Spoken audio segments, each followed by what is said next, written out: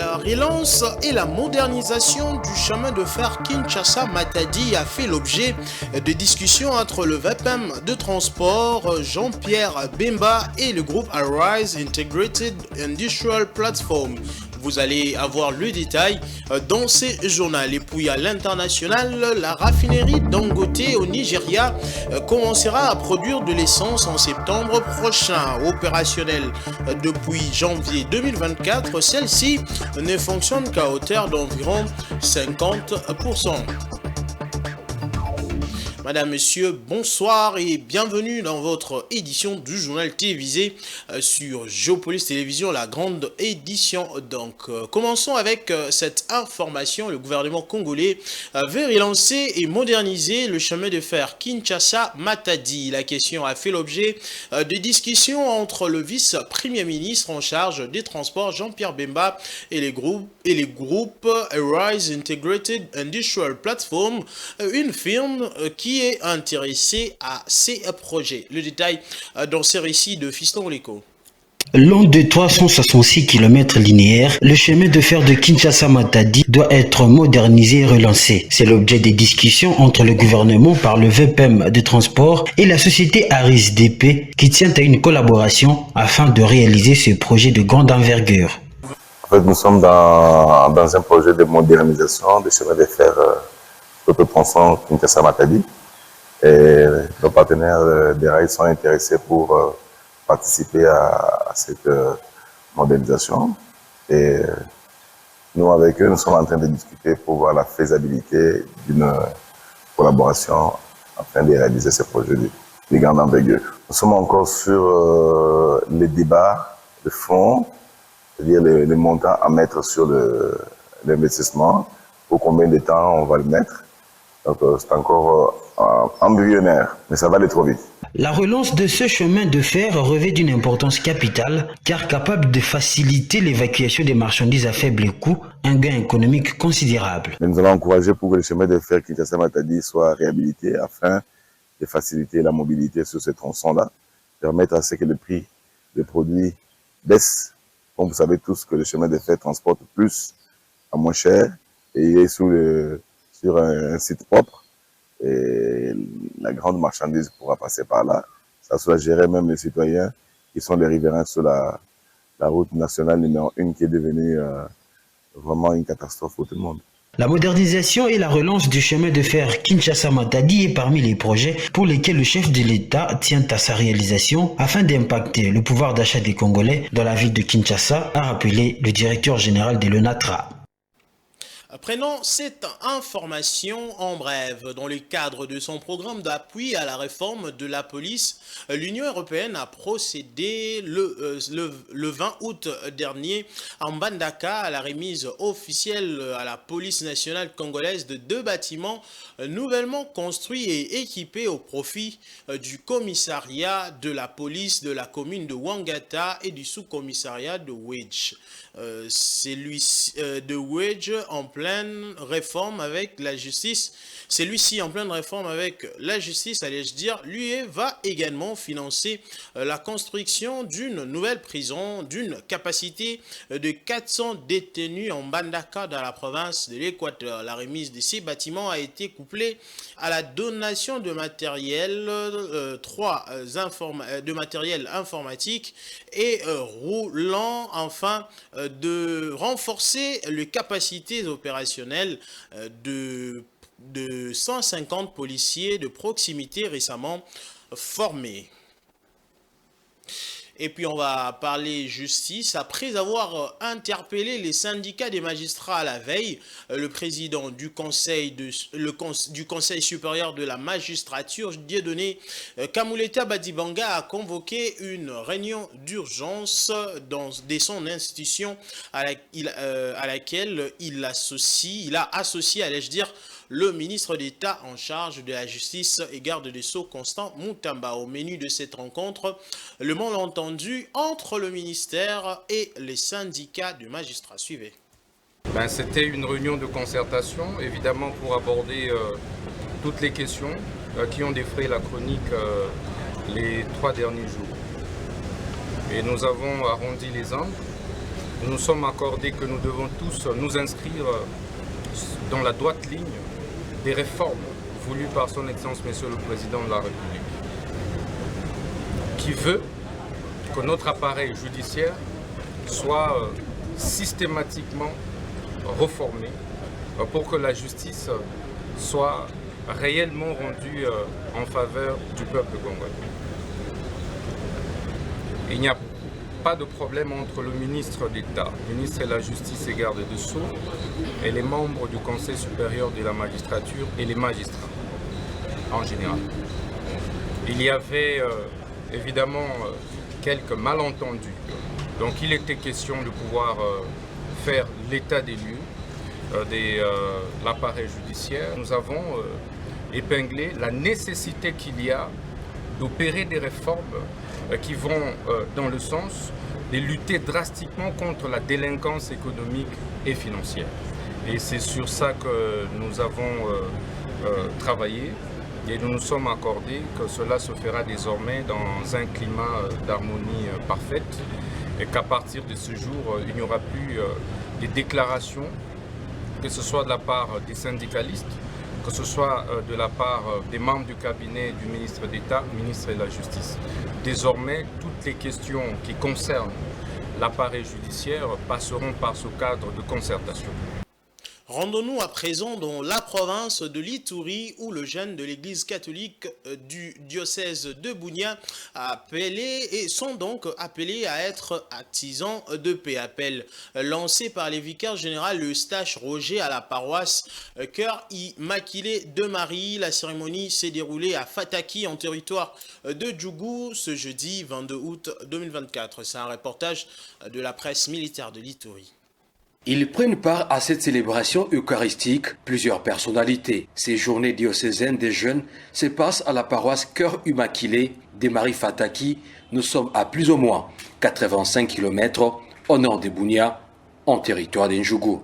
Lors de son homélie, Monseigneur le vicaire général du diocèse de Bunia, Eustache Roger Trorové, a appelé les pèlerins à s'évertuer comme des annonciateurs de la paix et des joies comme la Vierge Marie. Nous allons demander par l'intercession de la Vierge Marie qu'elle intercède pour que nous ayons cette force, ce pouvoir, cette autorité, cette responsabilité d'être des vrais annonciateurs de l'espérance et de la joie et surtout d'apporter la paix dans les cœurs et parmi nos frères, nos sœurs avec qui nous vivons. Présent à l'ouverture de cette cérémonie diocésaine des jeunes, l'administrateur policier du territoire d'Ndjougou, le commissaire supérieur principal, Rifin Mapela, a rassuré l'auguste assemblée les mesures sécuritaires. Je pense que tout ce que nous sommes en train de vivre ici, dans la province de l'Ituri, trouverait une solution à partir de ces jeunes-là. Vous êtes maintenant à Fataki, vous constatez vous-même. D'ailleurs, hier, je suis sûr et certain que vous avez fait la route. Vous n'avez pas fait l'avion ni le bateau. Vous avez fait la route, la RN27. Vous avez constaté que la situation sécuritaire dans l'ensemble du territoire de Djougou est bel et bien maîtrisée. Activité rendue possible grâce aux conditions sécuritaires améliorées dans les 5 territoires de la province de l'Ituri depuis l'instauration de l'état de siège par les commandants suprêmes. Ces jeunes, estimés à plus de 3000, sont venus des différentes paroisses qui composent les diocèses de Bunia. Cette grande activité pourra se clôturer ce dimanche à travers une messe d'action de grâce. Autre chose, à présent, alors que parents, élèves et vendeurs de fournitures scolaires sont en mouvement pour préparer la rentrée de classe prévue pour ce 2 septembre, les enseignants, eux, se sentent oubliés après plusieurs réclamations auprès des autorités concernant leur prise en charge ainsi que leur rémunération. Ils se sont donc exprimés au micro de Rachel Misenga et de Giscard Tomba. Les enseignants reprendront-ils le chemin de l'école avec les élèves le 2 septembre comme prévu par le calendrier gouvernemental? D'après M. Sylvestre Métis, membre du syndicat national des enseignants catholiques SYNECAT en sigle, leur association aurait proposé au gouvernement de repousser la rentrée au mois d'octobre. Le gouvernement leur aurait promis de répondre aux revendications de professionnels de l'éducation, portant notamment sur la convocation d'assises sur la politique salariale et la réforme en matière de rémunération dans l'administration publique et particulièrement dans l'enseignement. Du point de vue pédagogique, nous nous sommes déjà préparés à le calendrier scolaire, il y a tout, mais sauf que certaines conditions, vous savez que bientôt c'est la rentrée scolaire, il y a des petits problèmes. Comme toujours, hein, comme chaque année, chaque rentrée, ça pose toujours problème. Et moi, ce qui m'étonne, c'est qu'on ne sait pas trouver des solutions à ces problèmes-là. Les conditions, oui, mais sauf qu'avec la paie, surtout le salaire, hein, ça pose toujours problème. Les enseignants réclament chaque année, rien n'évolue jusque-là. Et ces problèmes se posent encore cette année. Pour un enseignant croisé à l'école, il est absolument nécessaire que l'État assume ses responsabilités en offrant aux enseignants des salaires décents et aux élèves des infrastructures scolaires fiables pour espérer une amélioration de la qualité de l'enseignement. C'est toujours les mêmes réclamations que nous faisons tout le temps. Ils doivent nous mettre dans les conditions qu'il faut. C'est bien, ils ont proclamé la gratuité de l'enseignement. Oui, nous voulons bien. Mais ils doivent mettre les enseignants dans les conditions qu'il faut pour que l'enseignant puisse s'adonner à ces enfants-là. Mais si l'enseignant vient ventre affamé, qu'est-ce qu'il va faire? Il a des problèmes, il a aussi la famille à nourrir, il a aussi des préoccupations parce qu'il y a des tâches qu'il doit accomplir dans la famille. Mais il va venir, il vient, il va travailler pour les autres enfants, alors que lui, il a des sérieux problèmes. Qu'est-ce que vous voulez qu'il donne comme rendement? Ce sera nul. Comment expliquer que les mêmes revendications reviennent-ils chaque année sans qu'il y ait de solution définitive? Ça revient toutes les années parce que le non-respect des accords du côté gouvernement de la République. C'est ça justement les problèmes. Ça tourne en rond. Moi je pense qu'en principe nous sommes des intellectuels. Lorsqu'on revient chaque année sur le même problème, moi je pense qu'à un certain moment ça fatigue aussi. Hein. Toujours la même question se pose au début de chaque année, ça fatigue, à un certain moment on est fatigué. Donc moi je crains que cela ne puisse dégénérer, surtout pour cette année. Jusqu'à preuve du contraire, la rentrée scolaire est officiellement confirmée pour le 2 septembre prochain. Voilà, on va quitter l'éducation pour parler cette fois-ci des actualités sportives. D'abord, le sélectionneur manager de la République démocratique du Congo, Sébastien Desabre, a rendu public ce vendredi 23 août 2024 la liste de 25 joueurs retenus pour les 2 premières journées des éliminatoires de la CAN 2025 qui se jouera en terre marocaine au mois de septembre prochain pour les 2 premières journées. Les Léopards joueront respectivement le Sili national et la Guinée, le Sili national de la Guinée-Conakry et puis le Walias de l'Éthiopie. Plus de détails dans cet élément. Les sélectionneurs de la République démocratique du Congo, Sébastien Desabre, a dévoilé sa liste de 25 joueurs pour affronter la Guinée et l'Éthiopie respectivement le 6 septembre au stade de Martyrs à Kinshasa et le 9 septembre en Tanzanie. Malgré les performances mitigées en club, des cadres comme Chancel Mbemba, Simon Banza et Gaël Kakuta sont toujours présents, témoignant de la confiance que Desabre leur accorde. Cette liste se distingue aussi par l'intégration de nouveaux talents, notamment Ngalaël Makaou et Nathanaël Mboukou, qui auront l'occasion de faire leurs preuves au sein de l'équipe nationale. Cependant, l'absence de joueurs comme Aaron Chibola et Silla suscite des interrogations, tandis que Noah Sadiki et Timothy Fayoulou font leur retour. Avec ces mélanges d'expérience et de jeunesse, Desabre a l'intention de bâtir une équipe solide et compétitive pour le prochain défi de Léopard. Alors que le championnat de la Ligue 1 en République démocratique du Congo n'a pas encore repris, l'AS Maniema-Union, vice-champion en titre, aura l'occasion de briller il aura donc l'occasion de faire briller, allais-je dire, le couleur congolaise ce dimanche 25 août 2024 au stade de Martyrs de Kinshasa. En effet, l'équipe entraînée par Papi Kimoto affrontera les Zimbabwéens de Ngezi Platinum Stars dans le match retour du premier tour préliminaire de la Ligue de champions de la CAF. Le match aller s'était soldé sur un score nul vierge de 0 but partout. Suivez cet élément concocté par Rachel Misenga.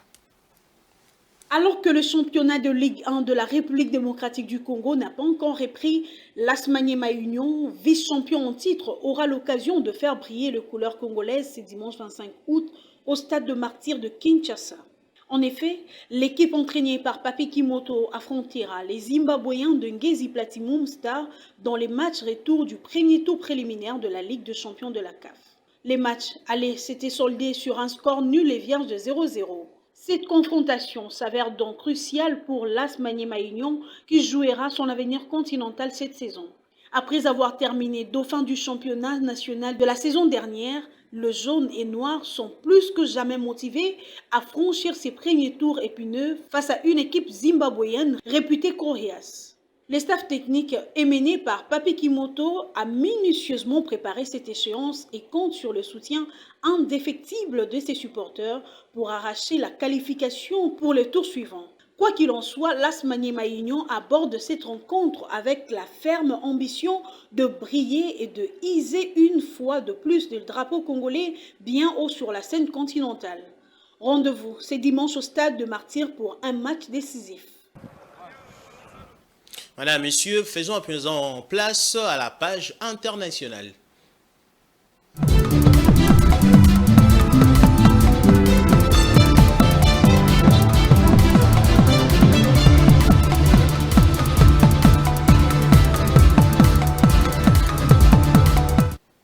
Le flux des investissements étrangers en Tunisie ont atteint 1,39 milliard de dinars, environ 455 millions de dollars au premier semestre 2024, enregistrant ainsi une hausse de 13,8% par rapport à la même période en 2023, selon des données publiées à la mi-août par l'agence de promotion de l'investissement extérieur FIPA, alors que le secteur de l'industrie manufacturière concentre plus de la moitié des investissements étrangers réalisés durant le 6 premiers mois de 2024. La France et l'Italie restent le premier pays d'origine de ce flux.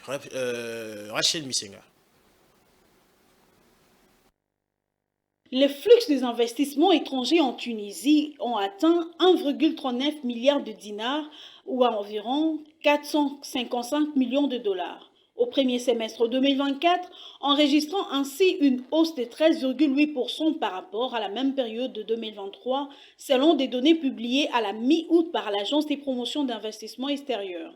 La ventilation sectorielle de ces investissements montre que l'industrie manufacturière arrive en tête des secteurs ayant attiré le plus d'investissements avec 57% de flux totaux. Viennent ensuite les secteurs de l'énergie avec 23%, des services avec 19% et de l'agriculture avec 0,8%. Les flux des investissements étrangers hors énergie qui ont concerné 610 projets ont permis de générer 4 820 nouveaux emplois au cours des 6 premiers mois de l'année en cours.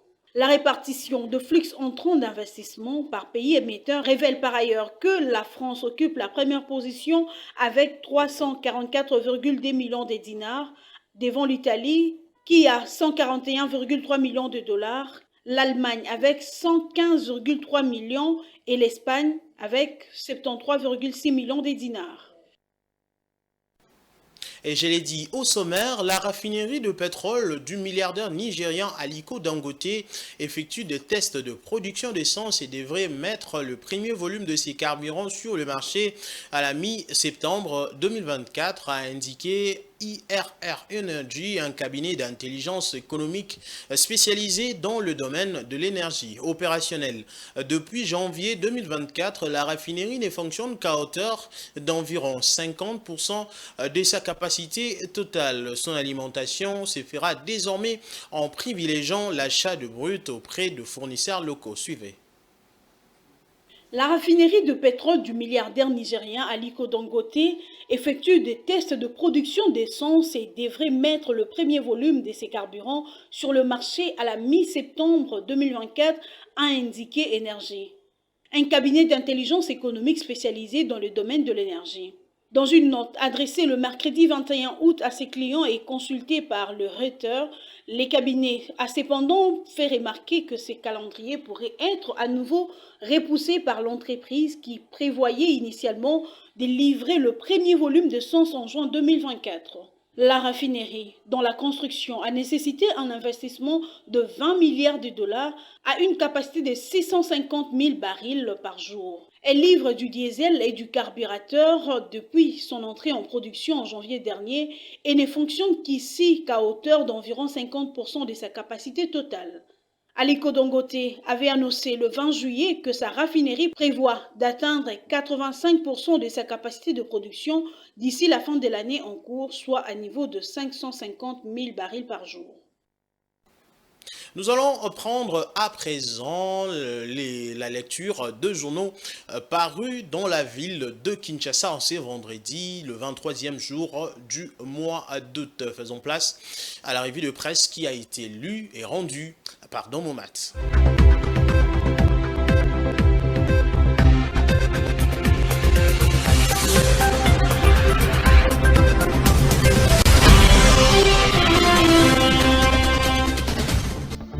Mesdames, Messieurs, bonsoir et bienvenue à cette revue de presse. Mesures économiques spéciales, bruit entre le ministre de la Justice et le magistrat, ainsi que l'assainissement de Kinshasa. Voilà des sujets largement explorés par la presse quinoise. Daniel Bumba pourra-t-il surpasser son prédécesseur? S'interroge à sa une la Référence Plus. Après les premières actions entreprises par le nouveau gouverneur pour redonner à Kinshasa sa splendeur d'antan, le journal rapporte que ces premières interventions ne rencontrent pas un consensus dans les chefs de ses administrés. Certaines critiques les qualifient de masturbation politique. La ville, vaste métropole de 9 960 km², semble mal équipée pour son assainissement, avec des balais ordinaires et des brouettes de chantier utilisées pour nettoyer. Le nouvel observateur va plus loin en décrivant Kinshasa comme une jungle difficile à assainir sur tout le plan. Des mesures annoncées, écrit les confrères, telles que l'évacuation des épaves des véhicules n'ont pas été mises en œuvre et la situation sécuritaire marquée par le banditisme urbain et les kidnappings demeure préoccupante malgré les dénégations du gouvernement à travers son ministre de la Communication, Patrick Mouyaya. De nombreuses autres mesures prises par le ministre de la Justice qui se veut populiste selon les confrères pour réguler les églises et réduire les nuisances sonores donnent des résultats décevants. Les embouteillages persistent malgré l'interdiction de circulation des remorques pendant la journée et les tarifs des transports restent incontrôlés. Malgré ces décors apocalyptiques, force est de constater, écrit le Forum des As, l'engouement des parents dans certains établissements scolaires locaux où ils se bousculent au portillon pour payer les acomptes exigés par les chefs d'établissement en dépit de l'interdiction du ministre des tutelles. C'est le cas de l'école Saint-Alphonse à Matete. Paradoxalement, poursuit le tabloïd, les parents éprouvent des difficultés pour rassembler les fonds nécessaires à l'achat des fournitures scolaires, ce qui donne lieu à peu d'activités dans le marché. Le coût des fournitures scolaires pour un enfant dans une famille moyenne à Kinshasa reviendrait entre 70 et 100 $ américains, rapporte Géopolis Hebdo. Après observation sur le terrain, plus particulièrement au grand marché de Kinshasa, communément appelé Zando. Ces tri hebdomadaires soulignent par ailleurs qu'en réponse aux difficultés économiques causées par l'agression rwandaise, des mesures d'allègement fiscal sont en préparation. La commission tarifaire propose par exemple de suspendre pour une durée de 12 mois l'émission des contrôles sur place au niveau national et provincial, la surséance des mesures de recouvrement forcé en cours pour la même durée en faveur des entreprises directement touchées par les conflits. La facilité de paiement par échelonnement pour une durée de 12 mois des impôts établis par l'administration, l'adaptation des horaires d'ouverture des frontières congolaises à ceux des frontières ougandaises et l'implication des gouverneurs militaires en vue du démantèlement des barrières illégales et la lutte contre les tracasseries. Ces mesures d'allègement fiscaux, parafiscaux et douaniers, renchérit Info 27, seront officialisées par un décret de la Première ministre après discussion au Conseil des ministres. La prospérité revient en ce qui la concerne sur la guerre entre le ministre de la Justice et les magistrats. Le président du Conseil de la magistrature, Dieudonné Kamuleta, a interpellé mercredi 21 août 2024 Dans la salle d'audience de la Cour constitutionnelle, le magistrat du pays à travers leurs syndicats, au total au nombre de 6 reconnus par l'État. Sur un ton posé et ferme, le président du Conseil supérieur de la magistrature a, de manière sévère, recadré l'approche des magistrats syndicalistes dans leur démarche, tout en fustigeant l'usage des réseaux sociaux. Enfin, pour finir, Africa News s'intéresse aux naufrages devenus récurrents sur le cours d'eau en RDC. Cette situation, rappelle le quotidien, avait valu le limogeage du ministre des Transports en 2011. Au total, près de 400 personnes ont été emportées par les eaux depuis l'installation de Jean-Pierre Bemba comme ministre des Transports.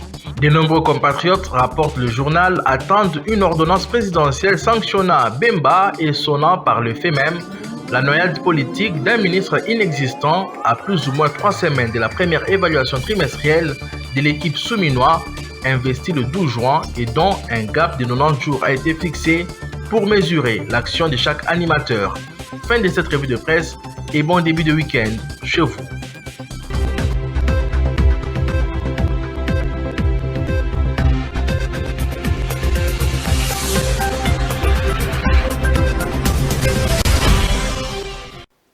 Voilà, c'est la fin de ces journaux, mais avant de vous quitter, je vous rappelle les différents titres.